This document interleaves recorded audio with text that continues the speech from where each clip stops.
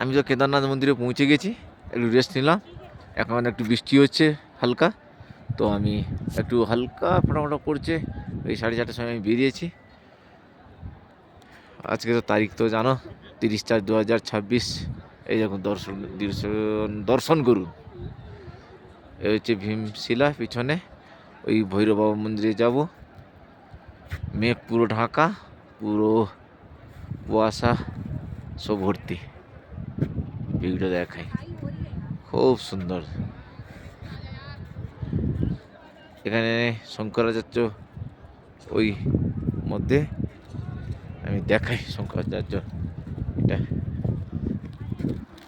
মন্দিরটা খুব সুন্দর, জীবন আমার ধন্য হয়ে গেল।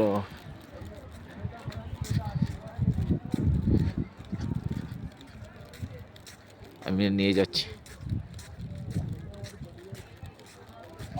দেখো ভিউটা কত সুন্দর।